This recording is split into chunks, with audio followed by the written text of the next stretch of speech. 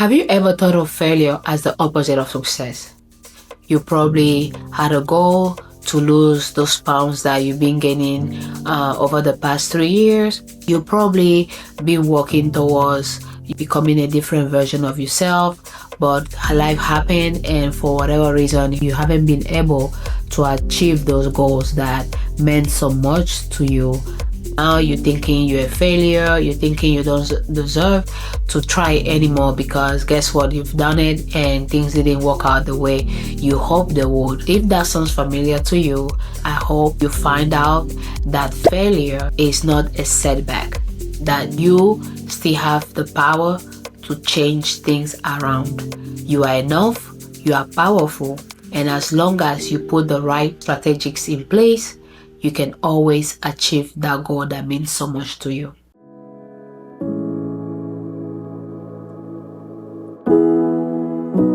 Failure is not the opposite of success, as I stated earlier. Think of successful people you know. At some point in their life, they failed. But imagine if they stayed down. Today, they wouldn't be the people we know them to be, right? Imagine someone like Oprah. She was fired for her first TV show. Did she stop there? Let's say she did. She wouldn't be the Oprah we know to be today, right? Why?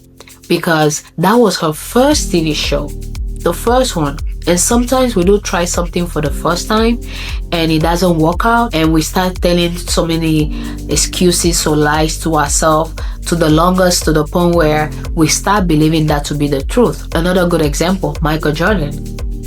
We know Michael Jordan today for what? As one of the best basketball players in history. But did you know that he was kicked out of his high school football team? It's impossible to believe, right? Well, that was the case. So the point I'm trying to make here is that their failure didn't define them. The persistence did. So sometimes you're gonna fail because of X, Y, and Z. That situation is not there to define who you are. That's just a stepstone. If you're a content creator, you know what Canva is. How many times was she rejected before an investor said yes to her? I believe she said over 100 times. Just put that into perspective, that you have an idea and you present that idea with all the belief that this is it, this must work, this is it, the whole vision, and someone says no to you, and you take the no, you go back, you probably make some tweaks, you go back, another no. Most of us, by the third time they say no to us, as a matter of fact, let's just be honest, 80% of us will let it be by the first no that we get. So let's push it a little bit. You try another one, best case scenario, 5 times. By 5 times, even your friends will be like, bro, just let it go. I don't think this is a good idea. But she was rejected over 100 times. But guess what? Her persistence led her to where she is today. And the Canva today is worth $26 billion, just based on the fact that she was determined to see her vision come to life. And probably a lot of us are going through situations where we barely even went through the whole process of analyzing the idea, but we already given up because maybe we made a comment to a friend and the friend shut us down right there. Oh, I don't think this is gonna work, and you just took it. Oh, I don't see the vision. And remember, you have to be the one seeing the vision, nobody else but yourself. Because if you bring something to me, especially if you don't know how to express what's inside your mind, I might be like, I don't think that's the way, right? Based on my limitations, based on my beliefs, but they don't have to be yours. Be very persistent with your goals because they are yours and they have to make sense to whom? You guessed it, to yourself and only to you. It's very important for us to find positive ways to deal with failure when it knocks us down, because that's gonna be the key point to keep us going regardless of what's going on at that precise moment. Every single successful person you know, they've been through failure, they've been through setbacks, they've been through everything you are going through. They are not special. The only difference is they stood up, they went back and analyzed the whole plan again, make tweaks where it needed to be, and they went back out there and exposed themselves. And with that being said, guys, we're gonna go through a few steps we can put in place to help us deal with failure. You ready? Okay, let's go. Number one would be to acknowledge our feelings. You heard me right, okay?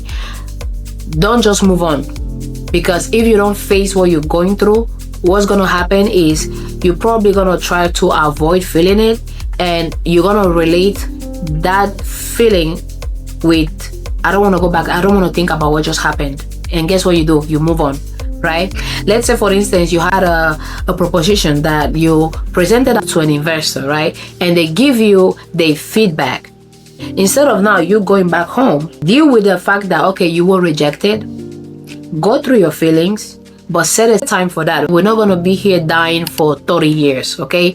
Like, oh, I could have been someone 30 years down the line. Go through your feelings. Okay, right now if you're frustrated, which is, if you think about it, it's human, right? Because you put so much work on that precise project, and to someone just to come in less than a second and be like, move on, that's stupid, it's going to hurt your feelings. But instead of you allowing that to knock you down to the point where you can't stand up anymore, think about it like, what did he say why this is not gonna work? Take the data, analyze the data, make the changes. But the most important thing would be to acknowledge how you feel and deal with that in a precise time frame. If it's gonna take you a week to die over the fact that it didn't go through, the person said no to you, okay, we're gonna take the week, but just a week. After the week, we're going back to either tweak it or find something else. Because like, what am I always saying? The whole point here is, regardless what happens, we're not staying steady, okay? We have to keep moving forward. So the second step would be to reflect and learn from the experience. What do I mean by that?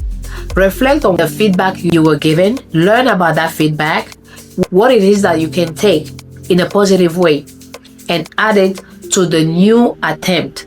And learn from your mistakes, because the truth is, you can always learn something new. So take the feedback, and instead of taking it personal, like, oh my gosh, they hate me or whatever, no. Look at it in their perspective. Especially if you want someone to invest their money on you, they're gonna be harsh, right? Because they wanna pretty much see the vision of how much they can start making on that product, or on that, whatever the case might be. So take the experience, analyze it, and learn from it, and apply whatever you're learning to your next attempt. That way, next one we go a little bit more prepared. And the third step will be to reframe your mindset. On this step, we have to reframe our mindset. So instead of you saying, oh, I failed, say, I'm learning something new. You see the difference? I failed, I'm learning something new. Learning something new gives you the opportunity to be on a better mindset. Like, oh, let me learn, let me put intention so I can learn. Instead of, I failed, okay, yeah, whatever. Oof, what was the point of trying? The attitude, that's what I'm saying. The attitude is very powerful on this stage. And the next step we're gonna take is to take action. Okay, why taking action is important? You can have the right mindset, you can take the data from your feedback and things of that nature, but if we don't act upon it, guess what? It means nothing, right? So let's start very small.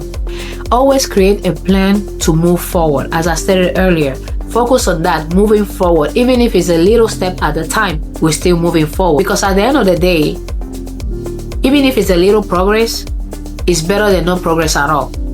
And on this stage, since you have a goal, let's say for instance, your goal was to lose those 10 pounds and it didn't happen. We can't just go back and jump into, okay, well, let me just let it be because I didn't lose the 10 pounds. Or let me just start, something so huge to lose 5 pounds in 3 weeks. Because guess what? You're setting yourself a failure. But little step. You know what? Let me not focus on the pounds. Let me start with this system that can help me with my goal.